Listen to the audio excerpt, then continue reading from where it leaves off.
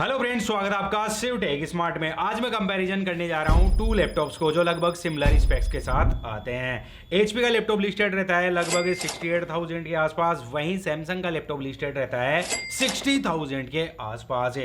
एक तरफ है एचपी ओमनी बुक 5, वहीं दूसरी तरफ है सैमसंग गैलेक्सी बुक 4 एज।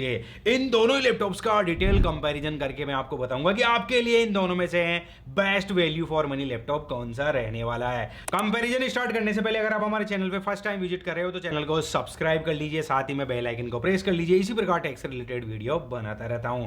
इन दोनों ही लैपटॉप्स के फिजिकल ओवरव्यू की बात करूं तो डिजाइन और बिल्ड क्वालिटी काफी सॉलिड देखने को मिल जाती है दोनों ही लैपटॉप्स में। दोनों ही लैपटॉप्स में आपको टोटल एल्यूमिनियम फिनिशिंग देखने को मिलेगी और जैसे मैं एचपी के लैपटॉप पे प्रेस कर रहा हूं तो फ्लैक्स ना के बराबर ही देखने को मिल रहा है। वहीं मैं सैमसंग के लैपटॉप की टॉप लिड पे जैसे ही प्रेस कर रहा हूं तो यहां भी फ्लैक्स मिनिमल सा ही मिल रहा है। देखो फ्रेंड्स, ओवरऑल ये मैं कह सकता हूं कि बिल्ड क्वालिटी दोनों ही लैपटॉप्स की काफी बेटर देखने को मिलती है।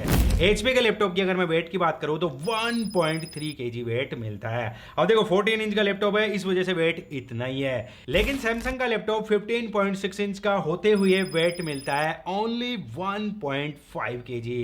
देखो मैं ये कह सकता हूं कि दोनों ही लैपटॉप्स काफी लाइट वेट रहने वाले हैं। बाकी दोनों ही लैपटॉप्स अंदर से कुछ इस तरीके के देखने को मिलते हैं। यहां मैं आपको बता दूं, एचपी के लैपटॉप की टॉप लिड को यहां तक आप ले जा सकते हो, लेकिन सैमसंग के लैपटॉप की टॉप लिड को आप 180 डिग्री तक रोटेट कर सकते हो। वैसे अगर मैं हिंजेज की क्वालिटी की बात करूं तो दोनों ही लैपटॉप्स में हिंजेज की क्वालिटी काफी सॉलिड देखने को मिलती है। कीबोर्ड की बात करूं तो एचपी के लैपटॉप में ग्रे बैकलिट कीबोर्ड दिया हुआ है और 2 लेवल की ब्राइटनेस मिल जाती है, लेकिन सैमसंग के लैपटॉप में फुल साइज कीबोर्ड तो मिल रहा है, लेकिन यहां बैकलिट देखने को नहीं मिलेगी। सिक्योरिटी फीचर्स की बात करूं तो सैमसंग के लैपटॉप में पावर बटन में ही फिंगरप्रिंट सेंसर दिया हुआ है। हालांकि एचपी के लैपटॉप में फिंगरप्रिंट सेंसर नहीं दिया हुआ है, लेकिन आप फेस लॉक लगा सकते हो क्योंकि एचपी के लैपटॉप में आईआर वेबकैम मिल जाता है। तो वैसे देखो, सिक्योरिटी के मामले में दोनों ही लैपटॉप्स बेटर देखने को मिलते हैं। इन दोनों ही लैपटॉप्स की अगर मैं पोर्ट्स की बात करूं तो सारे ही एसेसरीज पोर्ट्स देखने को मिल जाते हैं। जो हाईलाइट पोर्ट्स हैं वो मैं आपको बता देता हूं।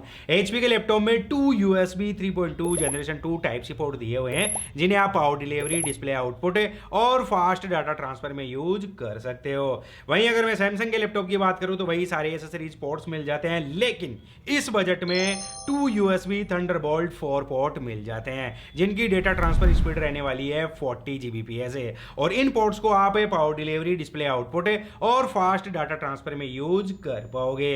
वैसे ओवरऑल दोनों ही लैपटॉप्स में पोर्ट्स काफी बेटर मिल जाते हैं। इन दोनों लैपटॉप्स के तकनीकी स्पेक्स और अपग्रेड्स की बात करूं तो दोनों ही लैपटॉप्स में आपको सैम सीपीयू देखने को मिलेगा।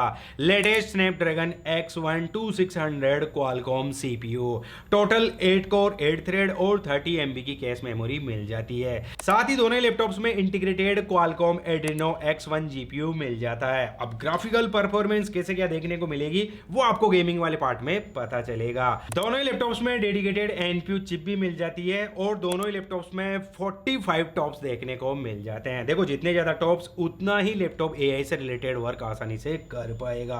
मेमोरी दोनों ही लैपटॉप्स में 16 GB की LPDDR5 8448 मेगाहर्ट्ज की रैम लगी हुई है। देखो, इन फ्यूचर में आप दोनों ही लैपटॉप्स में रैम अपग्रेड नहीं कर सकते, लेकिन फ्रेंड्स 8448 मेगाहर्ट्ज फ्रीक्वेंसी के साथ रैम आ रही है, तो मुझे लग नहीं रहा है कि इन फ्यूचर में आपको रैम अपग्रेड करने की जरूरत भी है। स्टोरेज ऑप्शंस की बात करें तो दोनों ही लैपटॉप्स में 512 GB की Gen 4 SSD मिल जाती है, जिनकी रीड एंड राइट स्पीड आपके सामने आ ही रही है। कहीं कोई डाउट नहीं है, एचपी के लैपटॉप में रीड एंड राइट स्पीड काफी बेटर देखने को मिल रही है। कनेक्टिविटी ऑप्शंस की बात करें तो एचपी के लैपटॉप में लेटेस्ट वाईफाई 6 और ब्लूटूथ 5.3 दिया हुआ है और वहीं सैमसंग के लैपटॉप में लेटेस्ट वाईफाई 7 और ब्लूटूथ 5.4 मिलता है। तो कहीं ना कहीं सैमसंग के लैपटॉप में आपको बेटर कनेक्टिविटी ऑप्शंस देखने को मिल जाते हैं। इतने अच्छे स्पेक्स के साथ साथ इन दोनों ही लैपटॉप्स में अच्छी क्वालिटी की डिस्प्ले भी मिल जाती है। एचपी के लैपटॉप में 14 इंच की full HD plus OLED UWVA bright view display दी हुई है और फ्रेंड्स अच्छी बात मुझे ये लगी 300 निट्स की ब्राइटनेस और 95% DCI P3 कलर गैमेट मिल जाता है। आप आराम से लॉन्ग टाइम तक OTT एप्स पे टाइम स्पेंड कर सकते हो और आप लॉन्ग टाइम तक आराम से एडिटिंग वगैरह आप आसानी से कर पाओगे। अब देखो, OLED डिस्प्ले है तो कलर्स आपको काफी बेटर है देखने को मिल जाते हैं।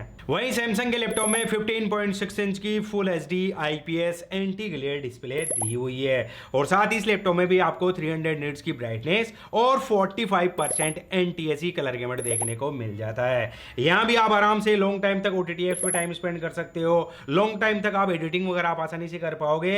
हालांकि OLED में कलर्स कुछ अलग ही देखने को मिलते हैं, लेकिन मैं ये कह सकता हूं कि फ्रेंड्स जिस बजट में ये दोनों लैपटॉप्स आ रहे हैं, दोनों ही लैपटॉप्स अपनी अपनी जगह अच्छी क्वालिटी की डिस्प्ले प्रोवाइड करवा रहे हैं। दोनों ही लैपटॉप्स में फुल HD वेबकैम दिया हुआ है और साथ ही सिक्योरिटी के लिए HP के लैपटॉप में आपको प्राइवेसी शटर भी देखने को मिल जाता है। दोनों ही लैपटॉप्स में Windows 11 pre install life time के लिए आपको मिल जाएगी। साथ ही माइक्रोसॉफ्ट ऑफिस होम 2024 दोनों ही लैपटॉप्स में लाइफ टाइम एक्टिवेशन मिल जाता है। तो दोनों ही लैपटॉप्स स्टूडेंट्स को भी टारगेट करते हैं। इन दोनों ही लैपटॉप्स में सेम CPU लगा हुआ है, तो मैंने सोचा क्यों ना मल्टीपल बेंचमार्क स्कोर भी टेस्ट कर लेते हैं। तो सबसे पहले ये हैं Cinebench R23 के स्कोर से, और ये हैं Geekbench 6 के CPU और GPU के स्कोर से, और ये हैं क्रॉसमार्क के स्कोर से।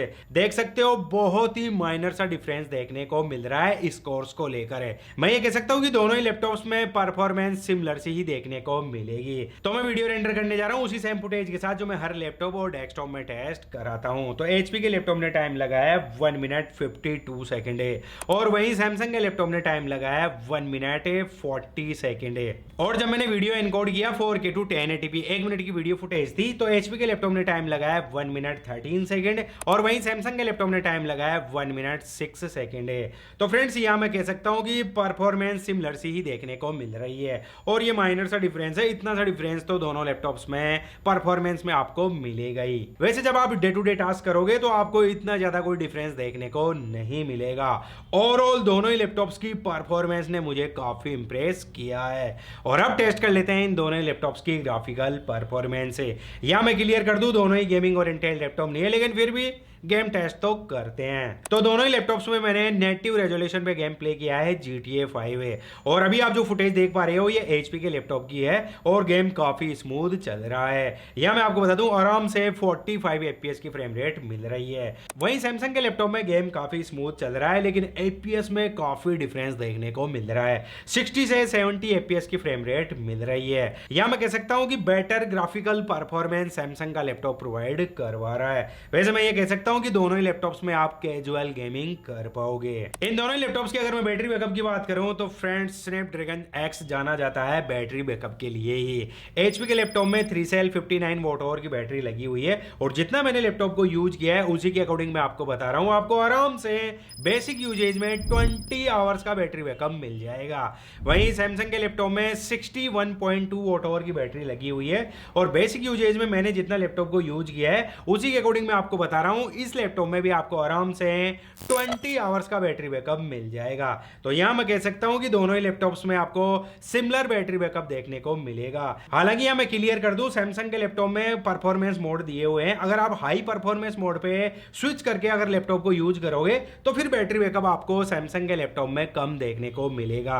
इन दोनों ही लैपटॉप्स की अगर मैं प्राइस की बात करूं तो HP का लैपटॉप लिस्टेड है अमेजन पे 68,000 का, और मैंने देखा था BBD सेल के दौरान ये लैपटॉप बैंक डिस्काउंट के बाद 57,000 के बजट में मिल रहा था। वहीं सैमसंग लैपटॉप की बात करूं तो फ्लिपकार्ट पे लिस्टेड है 60,000 में, और फेस्टिवल सेल के दौरान मैंने देखा था ये लैपटॉप बैंक डिस्काउंट के बाद 40 से 45,000 के बजट में मिल रहा था। तो देखो फ्रेंड्स दोनों ही लैपटॉप्स में सेम स्पेक्स दिए हुए हैं, सेम आपको स्टोरेज मिल जाता है, और लगभग सब कुछ सिमिलर सा ही मिल रहा है। ओनली जो डिफरेंस है वो मैं आपको बता देता हूं। देखो HP के लैपटॉप में आपको OLED डिस्प्ले मिल जाती है, और वहीं सैमसंग के लैपटॉप में IPS डिस्प्ले ही दी हुई है। क्या आप OLED डिस्प्ले के लिए 15,000 पे करना चाहते हो? देखो ये 14 इंच का लैपटॉप है। अगर आप कॉम्पैक्ट साइज में लैपटॉप लेने की सोच रहे हो, HP का ही लैपटॉप लेना है और 15,000 आप ज्यादा पे कर सकते हो, कोई दिक्कत नहीं है आपको, तो आप डेफिनेटली HP के लिए जा सकते हो। हालांकि यहां मैं क्लियर कर दूं HP OmniBook 5 अगर आपको 60,000 के अंडर मिलता है तो एक बेस्ट डील रहने वाली है। और वहीं अगर मैं सैमसंग लैपटॉप की बात करूं तो फ्रेंड से 40 से 45,000 के बजट में सब कुछ इतने अच्छे स्पेक्स के साथ ये लैपटॉप आ रहा है, तो मेरा ओपिनियन तो यही कि आप डेफिनेटली इस लैपटॉप के लिए जा सकते हो। इन दोनों लैपटॉप्स का मैंने डेडिकेटेड रिव्यू चैनल पे अपलोड कर रखा है, आप जाके डिटेल में देख सकते हो। इन दोनों ही लैपटॉप्स के रिगार्डिंग आपको कोई भी क्वेश्चन कोई भी डाउट हो तो मुझे कमेंट्स बॉक्स में जरूर कमेंट्स करके बताना। और फ्रेंड्स बताना आप में से इन दोनों लैपटॉप्स में से कौन सा लैपटॉप यूज कर रहे हो, अपना फीडबैक जरूर शेयर करना, बाकी के व्यूअर्स को और हेल्प हो जाएगी। So thanks for watching, have a nice day, जय हिंद, वंदे मातरम।